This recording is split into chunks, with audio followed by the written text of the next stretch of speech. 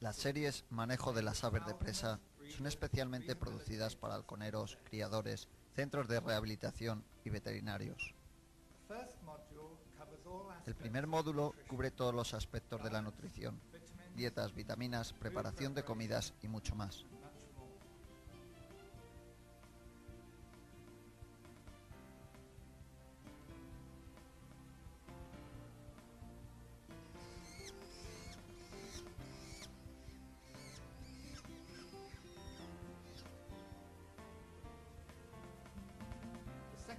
El segundo módulo cubre los métodos del adiestramiento básico, cogiendo un sacre, un peregrino y un Harris Hack desde el momento en que les ponemos las piguelas hasta el primer vuelo libre.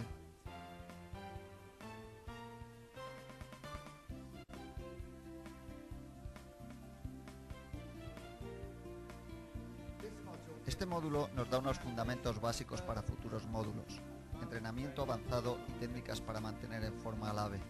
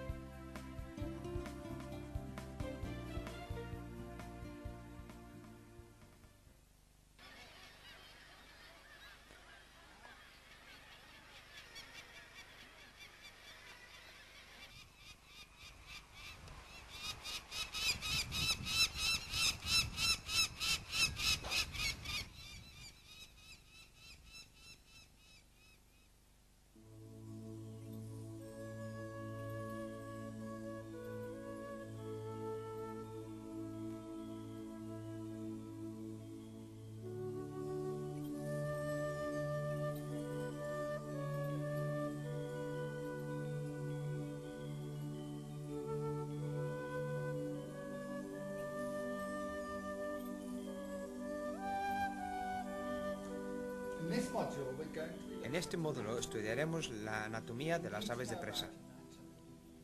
Necesitaremos saber de ella cuando tenemos que ayudar a nuestro pájaro, si está herido o si tiene un accidente, y también para entender cómo funciona cuando lo volamos en tetería.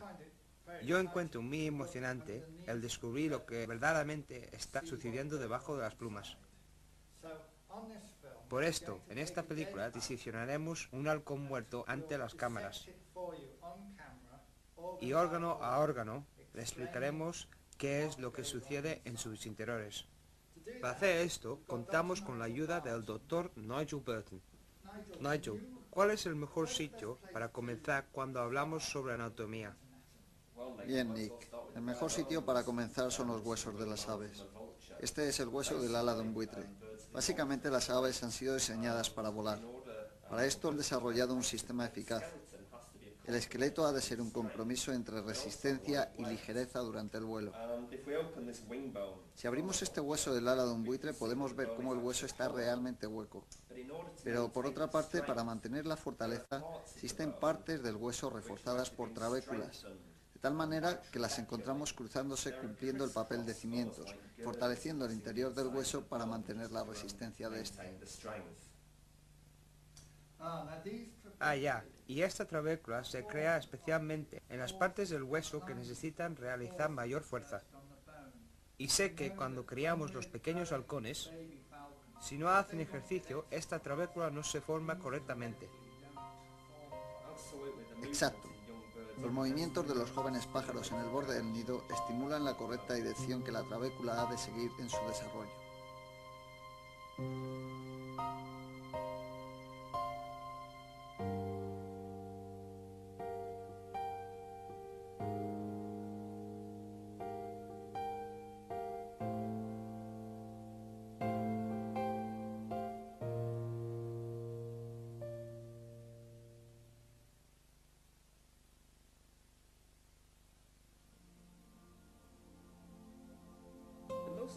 El componente más abundante en el cuerpo es el calcio, y en combinación con el fósforo forma los huesos del esqueleto. Los huesos están conectados individualmente por ligamentos, cartílagos, músculos y tendones, para producir un fuerte pero ligero equipo de trabajo.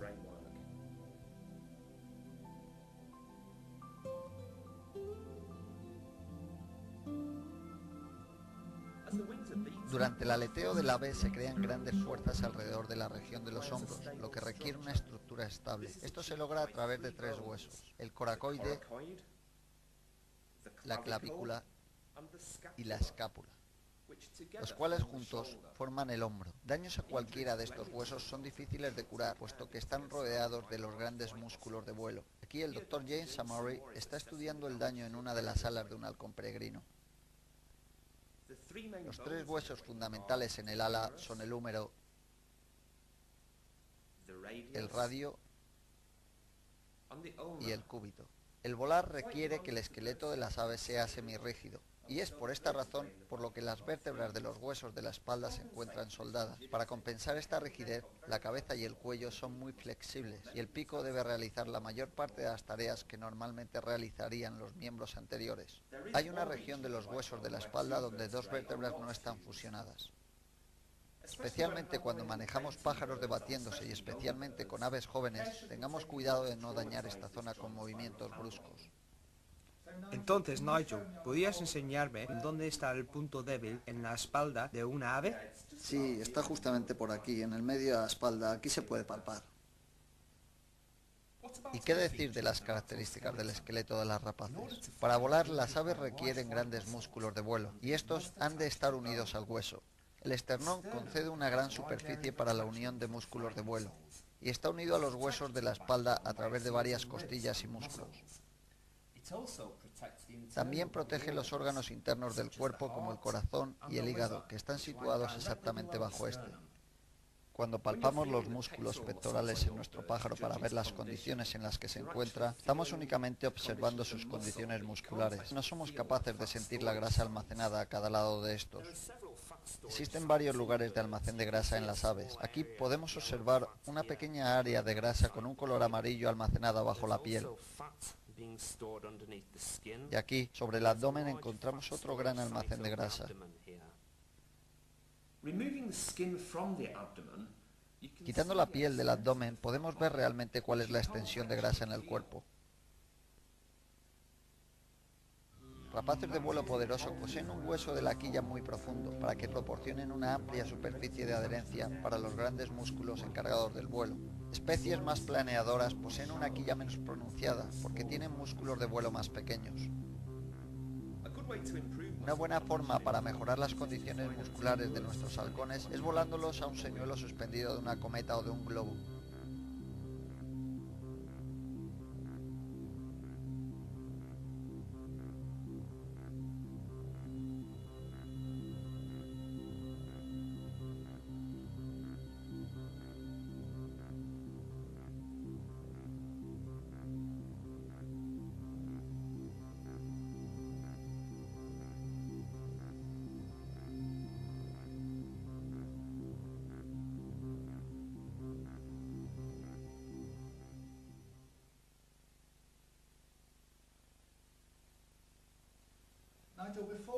Entonces, Nigel, antes de entrar más a fondo a los detalles de la ala, ¿podrías explicarnos algo más acerca de la apariencia de la ala desde afuera?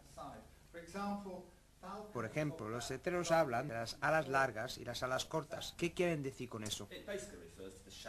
Básicamente se refiere a la forma del ala. Observémoslo en estas alas. Una es de gavilán y la otra es de halcón. La primera es la típica ala corta y redondeada. En cambio, la del halcón peregrino es larga y puntiaguda. En el gavilán, la 10, la 9, la 8, la 7, la sexta es la pluma más larga. Y en el peregrino es la número 10, 9, la novena es la más larga. El ala del gavilán es bastante más flexible, mientras que la del peregrino es más rígida. Esta está adaptada para volar en lugares abiertos como estepas y zonas desérticas.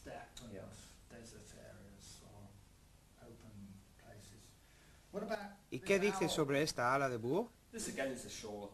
Esta es de nuevo una ala corta y redondeada, como las típicas alas de búho. ¿Qué tipo de búho es? Es de un cárabo. Observamos lo suave que es el plumaje, y esta es la razón por la que los búhos pueden volar tan silenciosamente. Para ello, además, tienen el borde de las plumas primarias desflecado. ¿Dónde viven los cárabos? ¿Viven en lugares abiertos como los peregrinos o en bosques? Viven en los bosques, como los gavilanes. Sí, realmente podemos observar muchas similitudes con el gavilán, ¿verdad?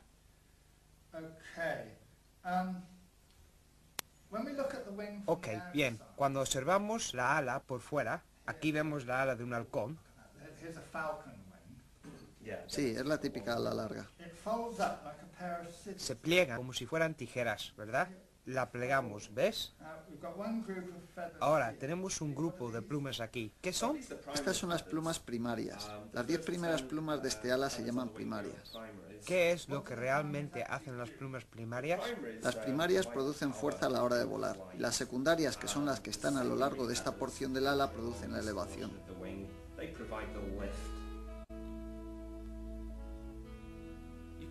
Observemos cómo este buitre negro utiliza sus secundarias para elevarse.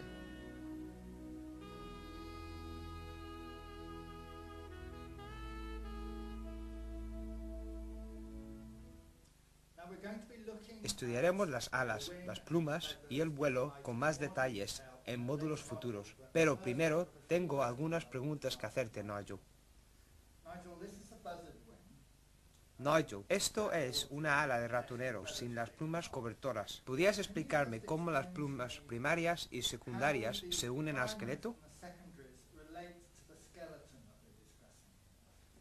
Bien, en esta porción del ala tenemos las secundarias.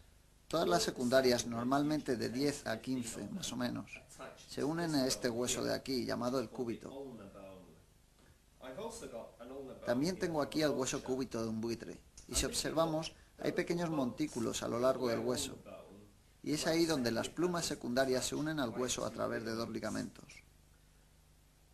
La porción final del ala es lo que denominamos la mano, y es el equivalente a la mano humana, siendo la pluma llamada álula la equivalente al pulgar. Cuando los pájaros vuelan despacio o están aterrizando, el álula se mueve hacia adelante para crear un hueco. Con esto, el ave mantiene un suave flujo de aire por encima del ala, evitando el entrar en pérdida. Otra importante estructura se encuentra en la parte frontal del ala. Este es el ligamento protagio y para mantener la forma aerodinámica, el ligamento elástico se estira y encoge mientras el ala se abre y se cierra.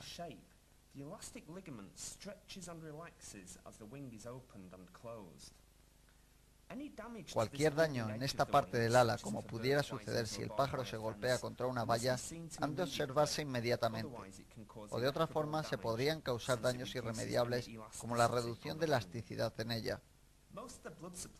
La mayoría del suministro de sangre al ala se sitúa al final del hombro.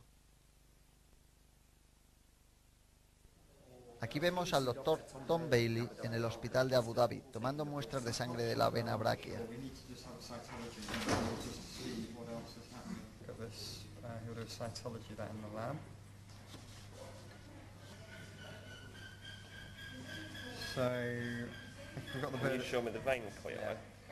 Usually when we've got the bird anaesthetised, we'll take blood out of the brachial vein.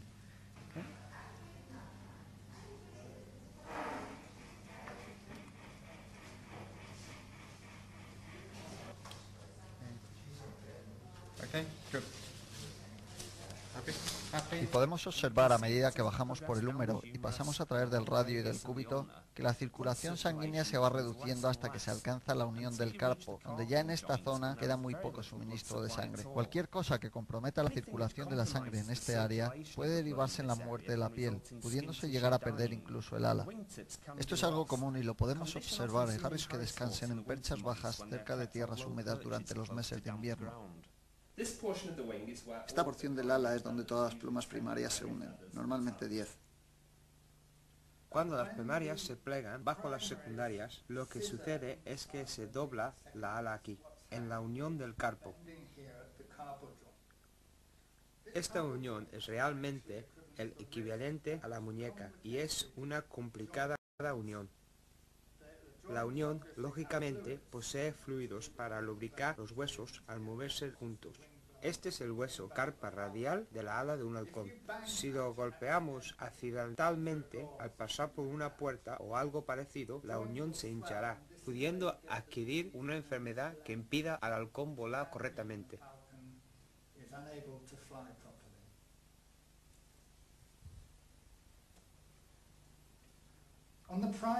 En la ala de este ratonero puedo ver que las plumas primarias que sobresalen tienen pequeñas muescas como si fueran nuestros dedos, como ranuras en la parte del final. ¿Para qué sirven? Estas ranuras en las plumas primarias las encontramos en las especies planeadoras como ratoneros, grandes águilas y buitres. El encaje de estas ranuras mantiene un suave recorrido del aire por la punta del ala. Hablaremos sobre estas posteriormente en el vídeo al tratar las plumas y el vuelo.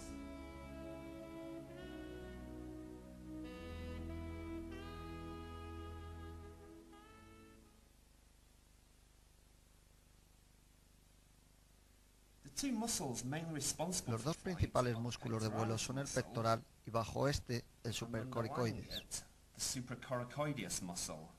Existe un supercoricoides anterior y otro posterior. Observemos la diferencia de tamaño entre el músculo pectoral y el músculo supercoricoides. Juntos, estos músculos forman el 20% del peso del pájaro. Para bajar el ala, el gran músculo pectoral tira del húmero a donde está enganchado, concretamente a la parte inferior de este, de manera que cuando se contrae tira del hueso, y entonces el ala baja. Para levantar el ala, el músculo supercoricoides usa un mecanismo tirante. Tiene un tendón que va desde la parte superior del músculo hasta el canal trióseo, y este está unido a la parte superior del húmero, así que cuando el músculo se contrae, el ala se levanta. Levantar las alas es más fácil porque hay menos resistencia de aire en el ala. Durante el vuelo, la gravedad del peso del cuerpo cayendo automáticamente empuja las alas hacia arriba. Esta es la razón por la que el supercoricoides es mucho más pequeño que el músculo pectoral. Profundizando en el músculo pectoral podemos observar los vasos sanguíneos. Tengamos cuidado si suministramos al ave inyecciones intramusculares, no inyectárselas demasiado profundas dentro del músculo pectoral, o de otra forma podríamos hacerlo en esta arteria o vena de aquí.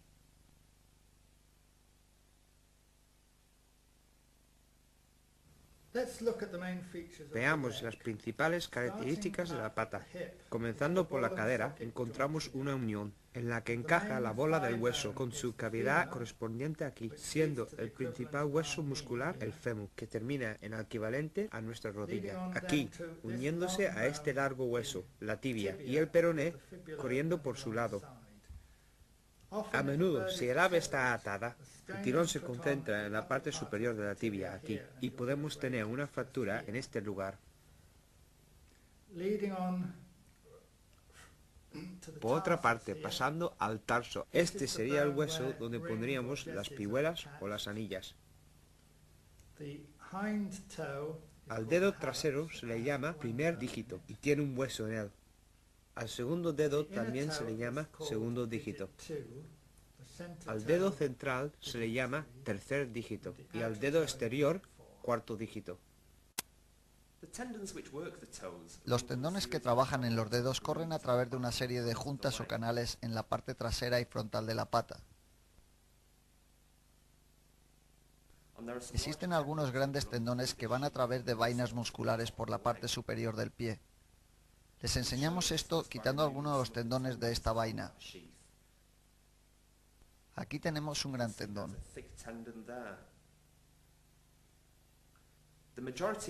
La mayoría de los tendones atraviesan un canal en la pata y luego cada uno de los tendones se dirige hacia su respectivo dedo. Los tendones van por la parte inferior de los dedos en vainas y enganchan a la punta del dedo, exactamente aquí. Bueno, Nigel, aquí tengo la llave de un águila real. Observamos la gran garra. Cuando esta uña se flexiona con el resto del dedo, ¿dónde están unidos realmente estos tendones? Existen dos puntos de unión, uno en la parte superior aquí y otro en la parte inferior, de tal manera que el tendón unido a la parte superior se contrae produciendo que la uña suba, de esta manera. Y por otra parte, cuando es el tendón inferior el que se contrae, la uña baja apretando. Y existe aquí un gran hueso para hacer palanca, aumentando así la fuerza al apretar. Sí, y debemos ser cuidadosos, puesto que a veces encontramos pájaros, particularmente en jaulones o aviarios, que vuelan contra las redes, adquiriendo de esta forma pequeñas costras en los dedos. Y si estas heridas afectasen al tendón de la pata o al dedo, el tendón podría necrosarse sobre ese lugar, produciendo la pérdida de la flexibilidad en el dedo.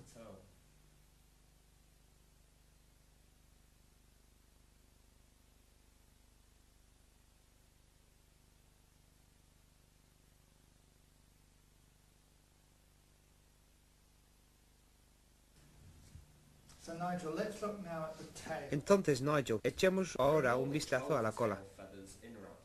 Normalmente encontramos 12 plumas en la cola de las rapaces, y todas parten a ambos lados del pigostilo, que es el último hueso de la columna vertebral, y es realmente un tipo de timón, de tal manera que cuando se mueve, la cola se mueve con él. Aquí tenemos la cola de un ejemplar inmaduro de águila real. De nuevo encontramos 12 plumas en la cola y podemos observar que están insertadas una buena parte de ellas aquí, que es donde comienza la piel, estando las plumas insertadas al menos 2 o 2,5 centímetros bajo la piel. Y estas dos plumas centrales están realmente sobre el resto de las plumas. Y recuerdo que en ocasiones, cuando arreglo las colas de mis pájaros y tengo que injertar a esta altura porque se ha roto la pluma por arriba, he de introducir la sujeción del injerto por aquí, cerca de la piel. Pero esta realmente no toca la piel, sino que queda directamente bajo las plumas, en el cañón. Entonces, Nigel, mirando realmente la anatomía de la cola, ¿para qué sirve? La cola es para dirigir el vuelo, para dar maniobrabilidad y para incrementar la estabilidad durante el vuelo. Esta es la cola de un gavilán, y un gavilán como este rondará los 250 gramos, y este es de un macho peregrino, que rondará sobre los 650 gramos. Por lo tanto, es un pájaro mucho mayor, pero tiene una cola mucho más pequeña. ¿Por qué? El gavilán tiene una larga y ancha cola porque es un ágil y maniobrable cazador. No necesita la velocidad de un peregrino. Sin embargo, el peregrino vuela en lugares abiertos y no necesita de esta maniobrabilidad. Por eso tiene una cola corta y apretada, para adquirir aceleración.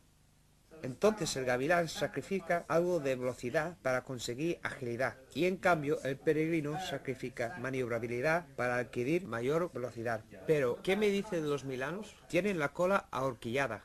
Sí, los milanos son aves planeadoras, pero también son muy ágiles. La horquilla mantiene esa agilidad sin necesidad de crear demasiada superficie de arrastre en la cola. De hecho, el último verano vimos uno que cogió una golondrina en medio del cielo. ¿Dónde? ¿Aquí? Pues sí que tienen que ser ágiles. Si observamos aquí en la base de la cola, encontramos la glándula uropigial. Aquí está, de color amarillento, como si fuera una pequeña vela. La glándula uropigial produce un aceite el cual los pájaros extienden con su pico sobre las plumas. Apretando la glándula observamos que ésta se une a un lugar donde se aloja el aceite que recogerá el pájaro con su pico. Aquí vemos cómo sale el aceite del lugar. Con él, el ave cubrirá sus plumas para protegerlas.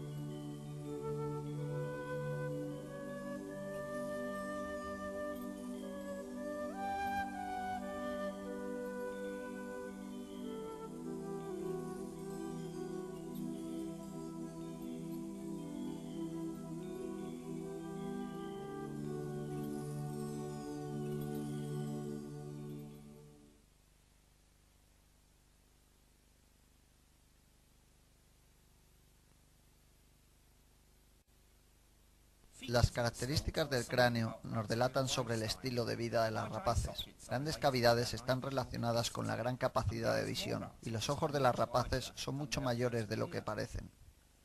Ambos están separados en el medio por una pequeña y delgada lámina de hueso. Los ojos están protegidos por platos de hueso alrededor del globo ocular y también por un cartílago rígido que forma una ceja. En especies que cazan en lugares muy cerrados, la ceja es más pronunciada porque protege el ojo. Desde la parte superior de la cabeza podemos ver cómo existe una fina capa de piel que cubre la ceja, y esta puede ser atravesada fácilmente por la garra de otro ave. Los ojos de los pájaros se pueden mover muy poco, pero esto es compensado por la flexibilidad de la cabeza y el cuello. La supervivencia de las rapaces depende de la visión más que de cualquier otra cosa, y esta es la razón por la que el ojo es el órgano más evolucionado.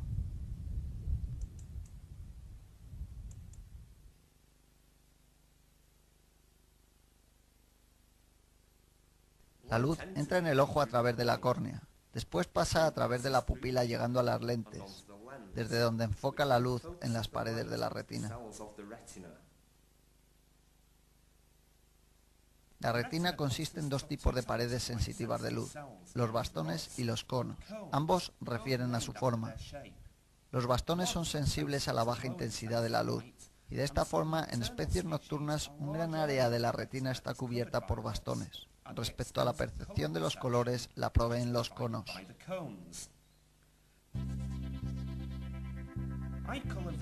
La variedad en el color de los ojos de las rapaces depende de las especies y de la edad.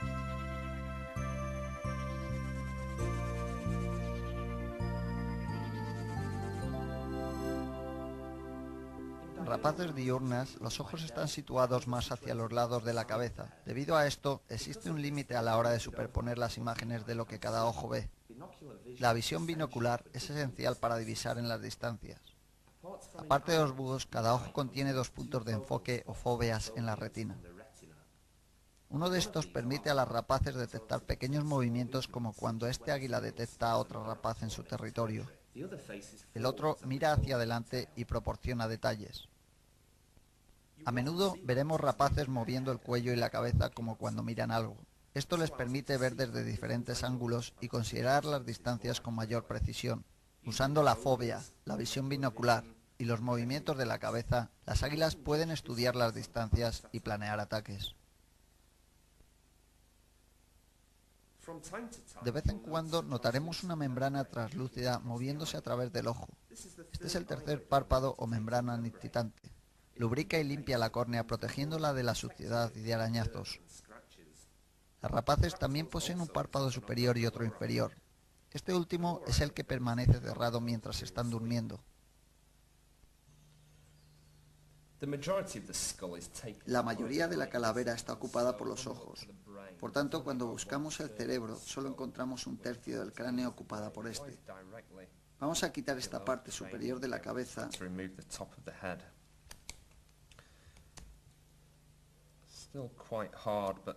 Es algo dura, pero en ocasiones, cuando hay accidentes o cuando se agarran los halcones entre ellos, podemos encontrar que una uña se ha clavado en la parte superior del cráneo y pensamos que es solo una herida superficial, pero la garra puede realmente penetrar en esta parte del cráneo y dañar directamente la parte superior del cerebro.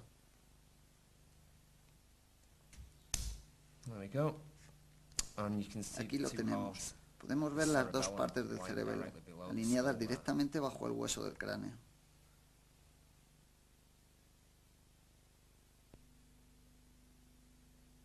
Las rapaces pueden oír perfectamente bien. Aparte de los búhos, no están tan especializadas en el sentido del oído como en el de la vista. El oído es menos obvio que en la mayor parte de los animales y está protegido bajo una fina capa de plumas. A pesar de que muchas especies de búhos tienen penachos de plumas como orejas, esto no tiene nada que ver con la función del oído. Tras quitar las plumas podemos ver el oído abierto de forma más clara. Hemos hecho un pequeño agujero en la membrana del oído exterior para que lo podamos ver. Los oídos no están situados simétricamente en la cabeza. Uno está más elevado que el otro. Esto significa que el sonido llega a cada oído en una fracción diferente de tiempo, y esta pequeña diferencia permite que la fuente de sonido sea localizada con precisión.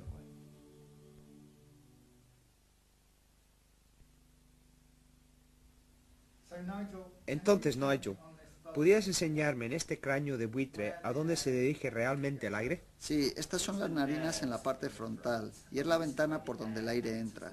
Existe un pequeño tubérculo nasal que podemos ver aquí. El aire pasa a través de la narina dentro de la cavidad central y es aquí donde al dar la vuelta al cráneo vemos que comunica con la boca.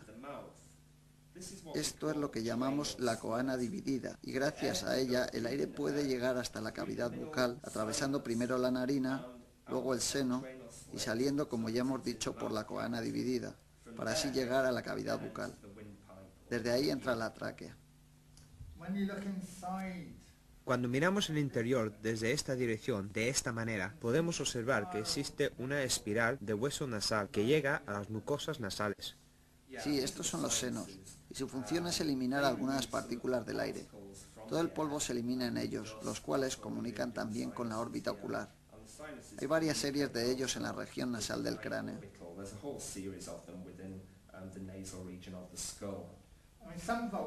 Algunos buitres pueden oler, buitres americanos, pero la mayoría no pueden, ¿o sí? No, no pueden. Existen 3 tipos de buitres sudamericanos que sí poseen olfato. Todos ellos son de la familia de los catáptidos.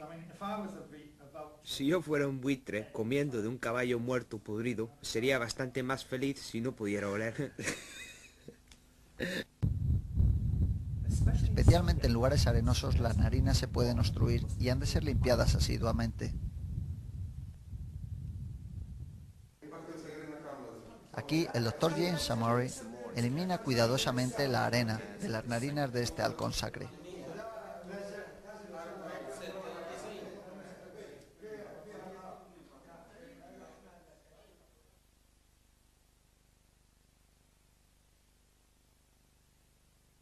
La forma del pico de una rapaz depende de su presa. Todos los halcones tienen un diente en la mandíbula superior y en la inferior una muesca. Ambos encajan juntos para romper las vértebras cervicales de sus presas. Las aves de bajo vuelo y águilas, como este águila de cabeza blanca, no tienen este diente terminal porque matan a sus presas utilizando sus garras. La parte exterior de color negro que cubre el pico y las garras está hecha de lo que llamamos queratina, que es lo mismo de lo que están hechas nuestras uñas. He extraído la capa de creatina de este buitre. Aquí lo podemos ver. Realmente es un pico aparte, que se une con la parte interior hecha de hueso. Sí, podemos ver además los aportes de sangre en el pico aquí. Son como pequeños surcos. Esto es por lo que si cortamos el pico demasiado corto puede llegar a sangrar. Esta es la parte inferior. Si utilizamos dietas o perchas inapropiadas, rápidamente crecerán en exceso, como en este halcón.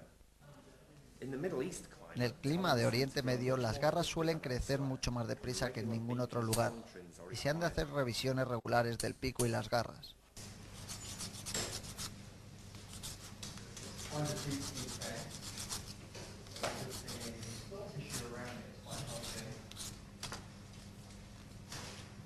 Existen vasos sanguíneos en las garras. Tengamos cuidado no cortarlas demasiado.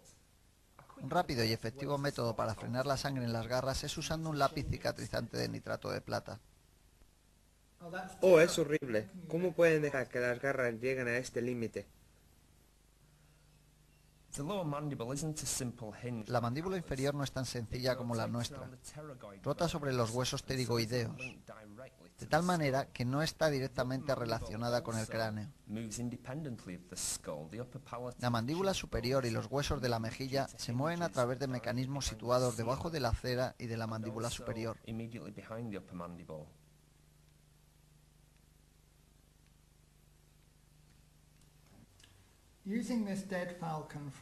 Usando este halcón muerto del congelador, estudiamos cómo le ajustarían las distintas caperuzas.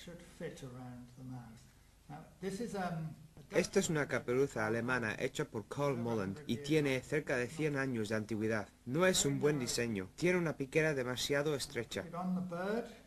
Se la pongo al pájaro y observamos que le cruza la mandíbula por aquí, en ambos lados, de tal manera que el pájaro no podría abrir el pico para echar la gracópola.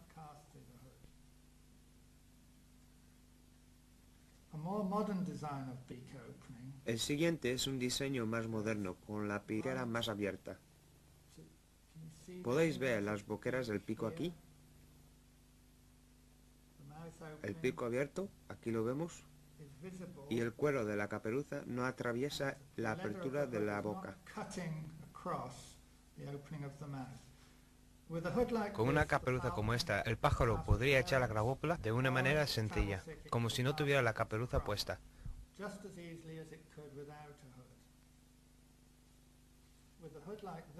Con una caperuza como esta otra, el pájaro morirá. La parte trasera de la caperuza encaja perfectamente en la parte posterior del cráneo, exactamente bajo la parte occipital, justo aquí.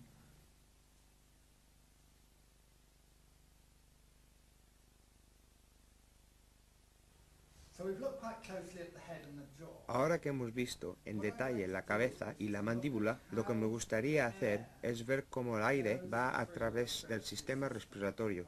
Y para ello lo que he hecho, Nigel, es realizar una preparación aquí, llenando de resina el interior de la tráquea y bajo ella, para hinchar por completo el sistema respiratorio.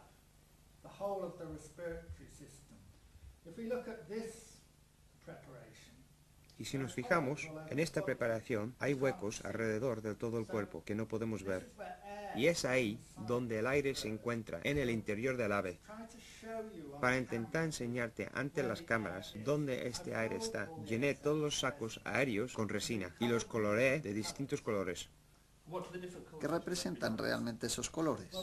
Verás, la parte roja serían los pulmones, que encajan aquí, en el tórax, contra las costillas, muy ajustadamente. Por ejemplo, aquí está la clavícula.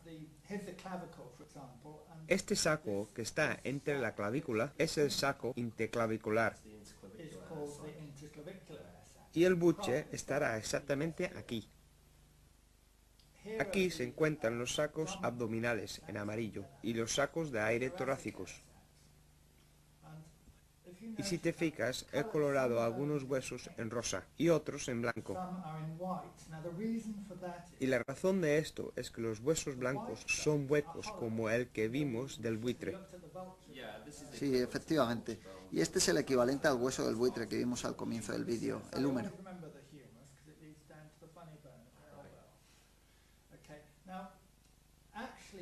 Realmente el húmero y el coricoide tienen aire dentro de ellos, por esto los llamamos huesos neumáticos.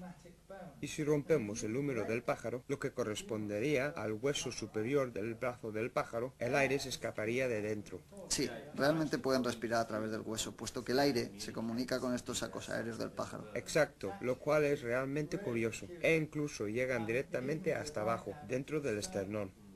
Y eso es el cuello. ¿Es en estos huesos del ala donde únicamente sucede esto o qué es lo que sucede con los huesos de la pata? En los huesos de la pata y en los externos de la ala lo que sucede es lo siguiente. El radio y el cúbito tienen médula.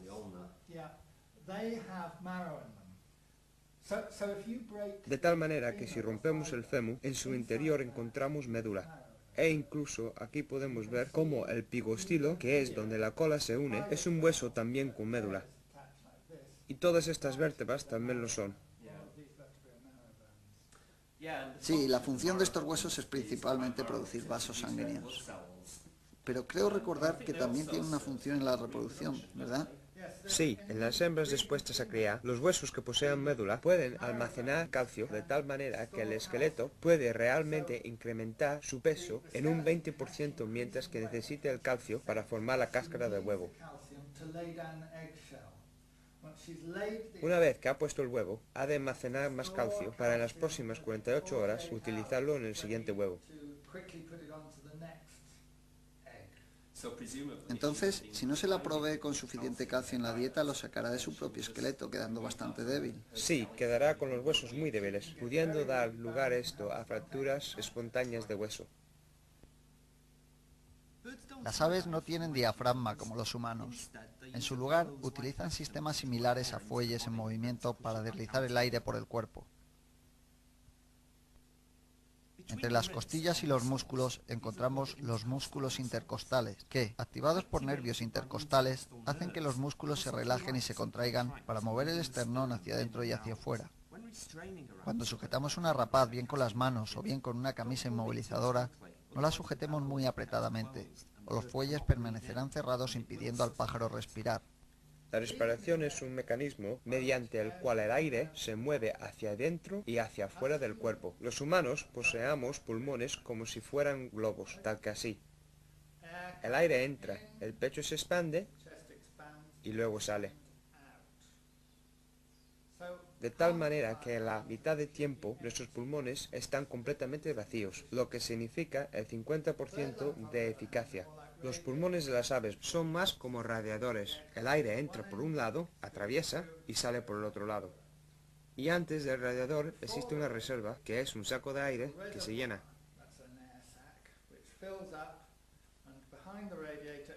Y detrás del radiador hay otra reserva, otro saco de aire, que se llena actuando como gaitas gallegas, escurriendo aire continuamente a través de los pulmones. Esto es mucho más efectivo, puesto que los pulmones están intercambiando gases todo el tiempo, no solo el 50% de él. El aire progresa tráquea abajo hasta la siringe, o caja de la voz, donde el bronquio primario se ramifica, yendo el izquierdo dentro del izquierdo y el derecho dentro del derecho. La tráquea está soportada por anillos cartilaginosos. Esto hace que se mantenga la forma cilíndrica. Seccionemos esta parte de tal manera que podamos ver esos anillos cartilaginosos dentro de la tráquea.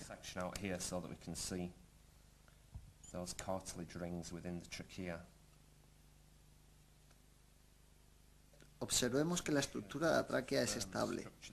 Apenas podemos siquiera aplastarla, lo que implica que es bastante fuerte. Y los anillos cartilaginosos mantienen además esa flexibilidad. La siringe está compuesta de músculo cartilaginoso y membranas vibradoras, que en combinación producen sonido al pasar el aire a través de ellos.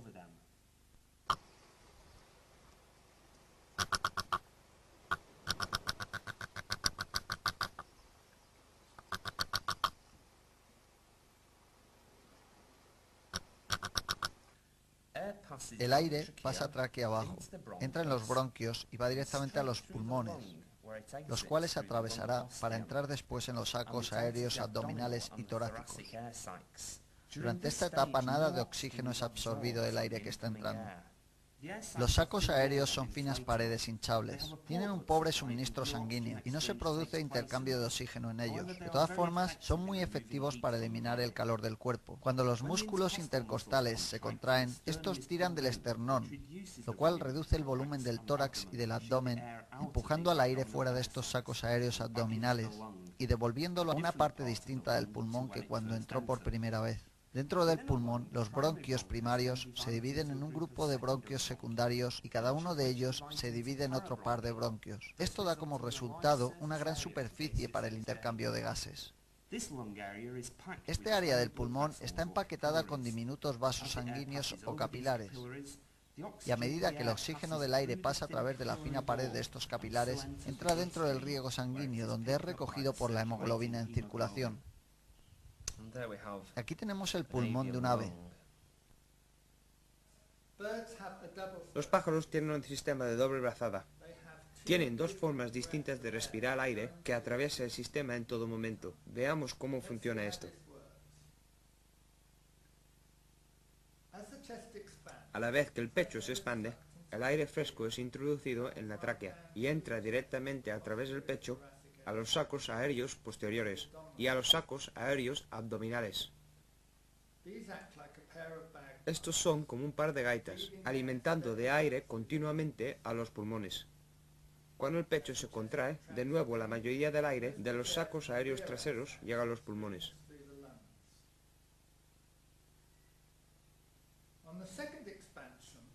En la segunda expansión, el aire deja los pulmones y entra en los sacos aéreos torácicos anteriores y en los sacos aéreos claviculares. Ve a la vez una nueva respiración de aire, indicada aquí en azul, entra en el sistema.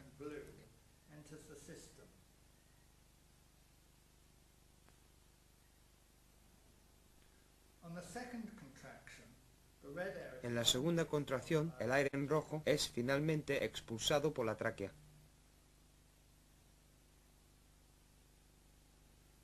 Acelerando la respiración, podemos ver 4 respiraciones distintas entrando en el sistema, señaladas aquí en rojo, azul, amarillo y blanco.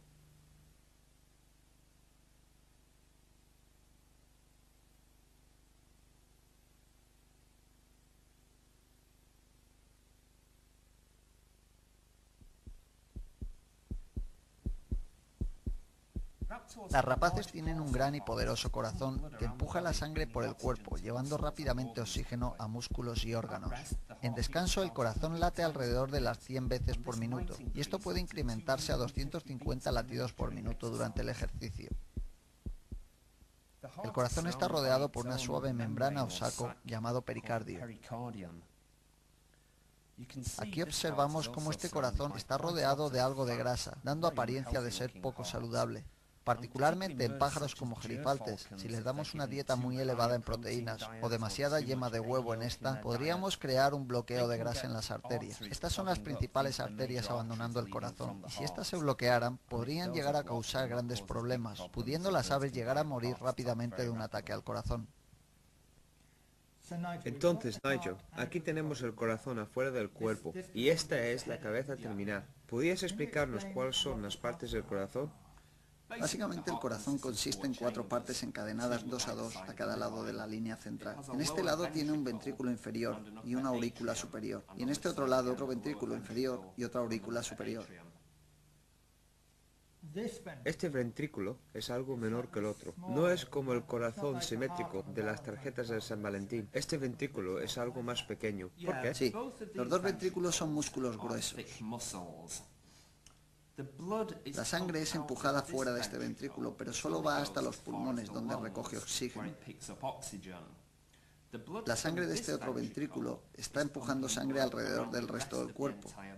Por eso este lado del corazón necesita ser mucho más grande. Entonces, si la sangre pasa de las aurículas a los ventrículos, debería de existir algún tipo de sistema de válvulas entre estos cambios del corazón.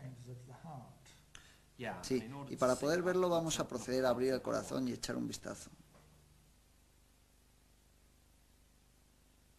Aquí puedes ver cómo la parte de este ventrículo es un músculo realmente grueso, y en cambio en la aurícula encontramos una fina pared muscular.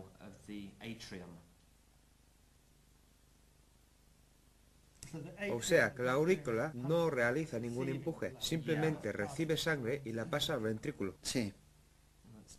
Abrimos bien la aurícula y sujetamos el corazón del revés para ser capaces de ver la gruesa pared muscular.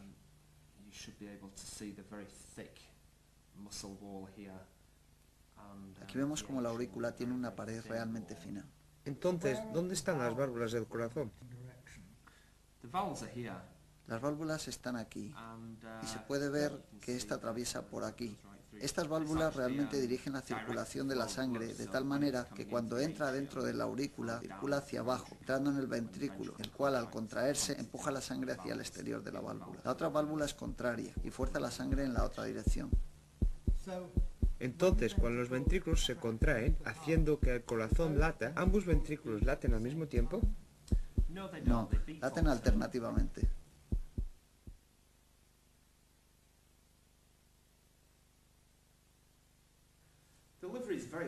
El hígado es muy grande en las rapaces y está formado por 2 lóbulos. Está directamente bajo el esternón y sobre el estómago. Es un órgano importante, tiene un buen tamaño y es de color rojo. ¿Cuál es su función? Bien, Nick. Su función principal es la de almacenar azúcar, grasa y proteínas a la vez que sintetizar ciertas vitaminas. Si mi pájaro tiene hígados con grasa, ¿cómo se verá el hígado?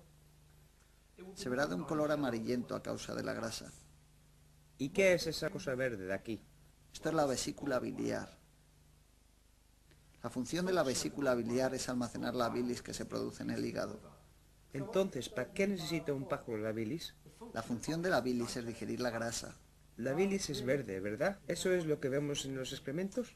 Sí, a veces cuando el intestino está vacío, la bilis continúa produciéndose de tal manera que la porción fecal aparece con un verde oscuro.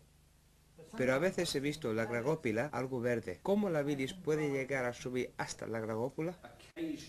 A veces podemos encontrar reflejos de bilis cuando en lugar de pasar esta hacia abajo del intestino, va en dirección contraria, volviendo al estómago. Y cuando la gagrópila se forma en la molleja, se mezcla algo de bilis en esta. Y es entonces cuando aparece ese color verdoso. Esto no significa que el pájaro esté enfermo, son tan solo reflejos de bilis. ¿Dónde va la bilis? La bilis se produce en el hígado, va del hígado a la vesícula biliar. Existe un conducto que lleva la bilis desde esta vesícula hasta el interior del duodeno. ¿Y qué son esos vasos sanguíneos que conducen desde el intestino delgado hasta la parte superior del hígado? Esta es la vena porta hepática, que transporta nutrientes desde el intestino hasta el hígado para almacenarlo. Y bajo esta vena encontramos esa cosa redonda y roja. ¿Es esto un tumor o qué es? No, no lo es. Eso es el bazo. Lo podemos ver situado en la unión del proventrículo y la molleja. Es realmente una parte del sistema linfático y su función es la de limpiar la sangre. Produce anticuerpos para luchar contra las infecciones y eliminar las células viejas.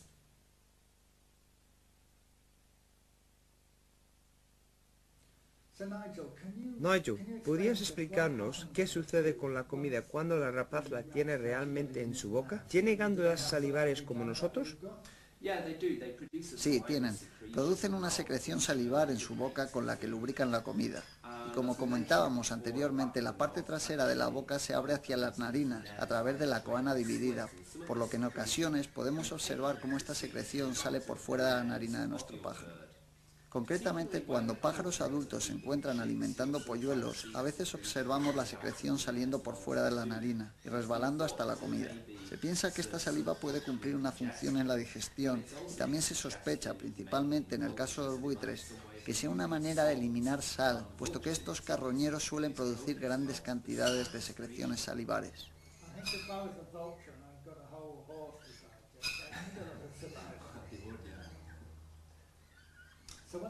Entonces, cuando el pájaro tiene la boca llena de comida, ¿cómo la fuerza para ir de la boca hasta la siguiente parte? Realmente no la fuerza. Si observamos de cerca la lengua de las aves, esta tiene una especie de paletas en su parte trasera que apuntan hacia el interior, y entonces al adelantar la lengua para empezar a tragar la comida, la obligan a ser arrastrada hacia la parte trasera de la boca.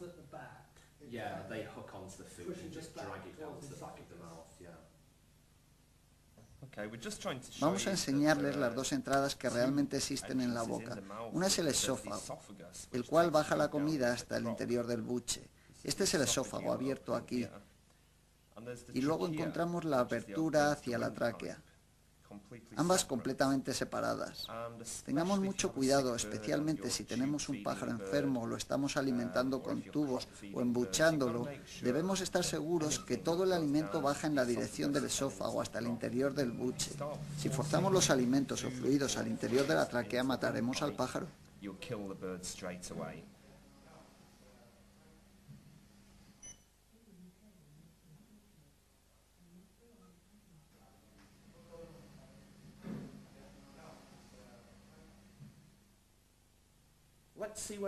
Veamos dónde va la comida. Desde la boca, la comida pasa a través del esófago hasta el interior del buche. Gradualmente se apila y va bajando hacia el proventrículo, en donde se adhieren enzimas gástricas que comienzan a digerir la comida. Después, esta pasa a la molleja o porción muscular del estómago, donde la digestión continúa. Para evitar que el estómago sea autodigerido, posee esta especie de hilos amarillos. Una vez que la comida finaliza con el proceso de la digestión o está siendo digerida por las enzimas, pasa a través del esfínter pilórico al interior del duodeno. Cualquier cosa que no sea digerida, como puedan ser plumas, pelo o huesos, es retenida en la molleja, donde se compactará antes de ser enviada hacia arriba a través del proventrículo y expulsado fuera de la boca en forma de gagrópila. Al primer lazo del intestino después de la molleja se le llama duodeno y es algo más que un simple lazo. Está sujeto por el mesenterio y en el medio del duodeno encontramos al páncreas, donde se producen las enzimas para la digestión de los alimentos que se encuentran en el intestino. También posee un rico aporte de sangre para coger nutrientes, como son los azúcares del duodeno, que los lleva hacia el hígado para su proceso. Lo digerido baja por el intestino, donde tiene un rico aporte sanguíneo para absorber los nutrientes y transportarlos al hígado. La sección inferior del intestino reabsorbe el máximo agua posible.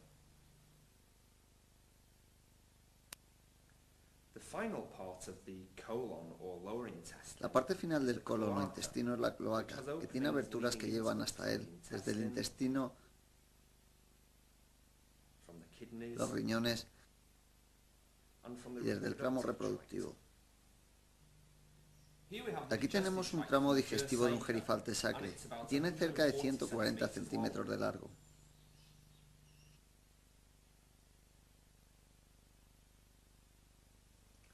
Dime, Nigel, ¿los pájaros tienen riñones como nosotros?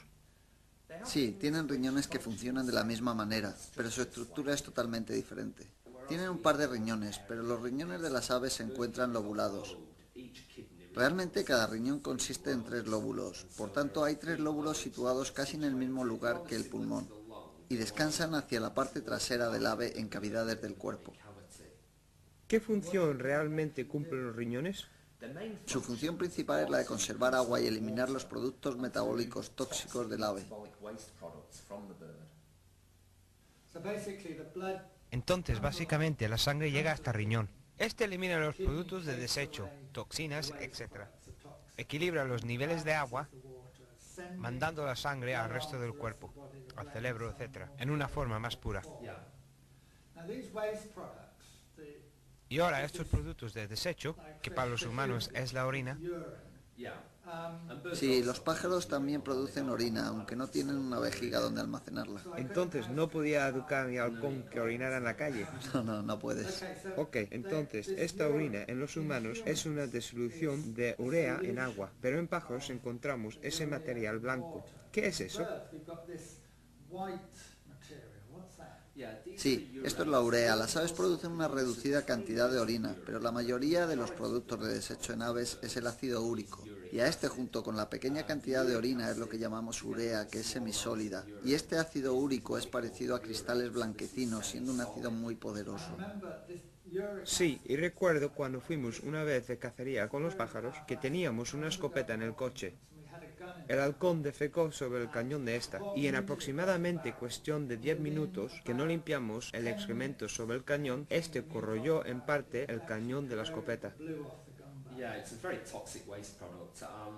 Sí, en efecto, es un producto de desecho muy tóxico y si tenemos un pájaro enfermo y sus riñones no funcionan correctamente o a veces se paran por completo, esta urea puede ser depositada en ellos, en la cavidad del cuerpo del ave, en lugar de ser expulsada. Y esto es a lo que llamamos gota, y en cuestión de 24 horas puede acabar con la vida del pájaro. ¿Y qué me dices de cuando tenemos un embrión en el interior de la cáscara de un huevo? La incubación puede durar un mes o más. ¿Cómo se las arregla para librarse de estos productos de desecho? Esta es una de las razones por las que pensamos que las aves producen una urea semisólida. Si un embrión en desarrollo produjese orina, se asfixiaría envenenándose a sí mismo. La producción de urea es la forma más segura de eliminar estos productos de desecho metabólicos.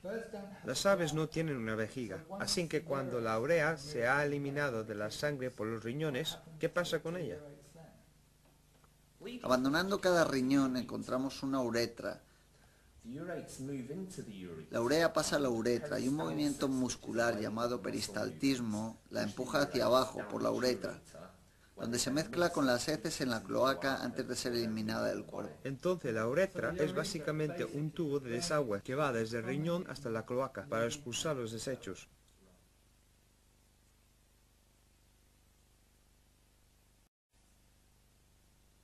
En la mayoría de los pájaros, el ovario derecho está más reducido para de esta manera reducir el peso del ave, y es el izquierdo el funcional. Este es un halcón de 1 año de edad, y sus huevos aún no han madurado. Existen muchos más alrededor esperando el desarrollarse en el ovario. A medida que el halcón madura y va entrando en las condiciones de cría, el óvulo se va desarrollando y creciendo. Va absorbiendo nutrientes de la madre, de tal manera que cuando la yema está completa se libera del ovario y entra en el infundíbulo. A medida que la yema pasa por el oviducto, la blanca cáscara del huevo y sus pigmentaciones serán añadidas para producir el huevo completo. Separando el oviducto nos hacemos una idea sobre su tamaño y podemos apreciar cómo sería el paso de un óvulo desde el infundíbulo hasta la cloaca.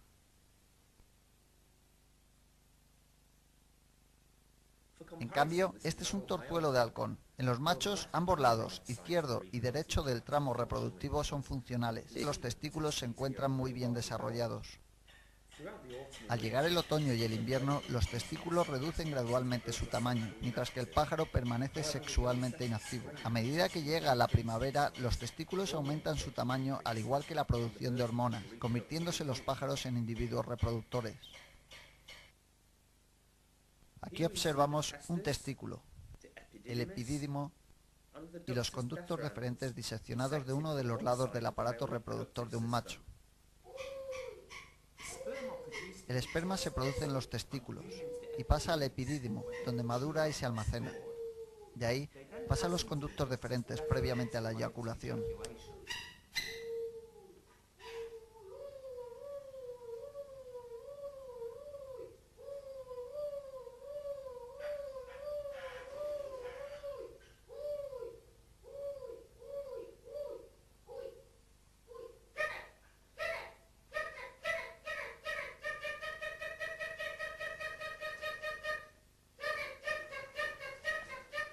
Trataremos más en conciencia acerca de la inseminación artificial, donaciones de semen y estudios de su calidad en un módulo futuro acerca de la cría en cautividad.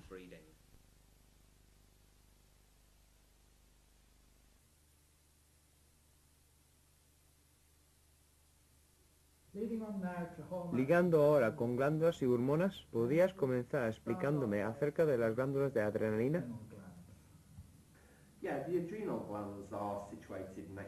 Sí, las glándulas de adrenalina están situadas junto a los riñones. Existe una glándula de adrenalina junto a cada riñón. Son de un color crema claro. Su función es la de producir adrenalina. Y la adrenalina además es segregada en cuestión de segundos y particularmente durante el vuelo. Y uno de sus efectos es la reducción de suministro y aportes de sangre periféricos situados en la piel. Esta es la razón por la que nos quedamos blancos cuando estamos asustados. La adrenalina es liberada, los aportes de sangre se reducen y nos tornamos blancos como el papel. Por supuesto, en los pájaros no podemos ver cómo la piel se torna de un color blanquecino, pero sí notamos las descargas de adrenalina en las plumas que están saliendo de la piel. Exacto. Esto lo notamos cuando los pájaros se están mudando o las plumas están creciendo. Si el ave atraviesa algún tipo de estrés o miedo, como aquí podemos observar en esta pluma de buitre, el aporte de sangre fue reducido y lo que sucedió entonces es que los soportes de nutrientes se frenaron en la pluma en crecimiento. Aquí podemos ver la fea marca del estrés atravesando esta pluma. Sí, además, el suministro de sangre se frenó aquí. Sí, y la pluma dejó por completo de crecer, puesto que el aporte de sangre se había frenado, y por tanto no existían nutrientes que llegaran hasta los folículos de la pluma para ayudarla a crecer. Otra hormona de la que he oído hablar es la tiroxina. ¿Dónde la encontramos en un pájaro?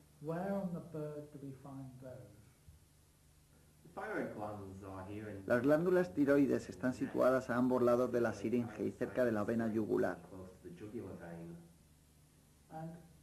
¿Y qué es una hormona? ¿Es como una crema o qué es? No, una hormona es una secreción esencial que se produce en pequeñas cantidades y regula los procesos metabólicos y de crecimiento. ¿Cómo llega la hormona desde la glándula donde se produce hasta el lugar donde realmente se necesita? Es transportada a lo largo del cuerpo en la sangre. ¿Y cómo afecta esta tiroxina de la glándula tiroides al cuerpo? Su principal función, Nick, es estimular el proceso de muda, y como ejemplos extremos te diré que existen halconeros en el Oriente Medio que insisten en alimentar trozos enteros de tiroides de ovejas a sus halcones. ¿Eso no es muy peligroso? Sí, lo es. Produce una pérdida rápida en las plumas, afectando seriamente al metabolismo y generalmente matando al pájaro. Mira esto, está prácticamente acabado. Existen varios medicamentos en el mercado producidos con tiroxina, pero no deben ser recomendados puesto que pueden tener efectos muy nocivos.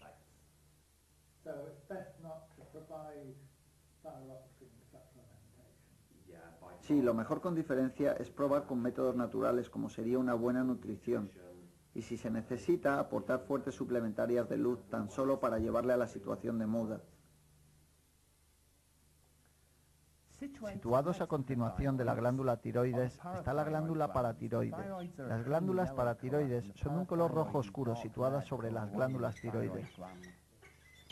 Ya hemos mencionado que los huesos medulares son importantes durante la puesta de huevos, y es la hormona paratiroides la que mueve el calcio de estos huesos medulares para que ayude en la formación de la cáscara del huevo.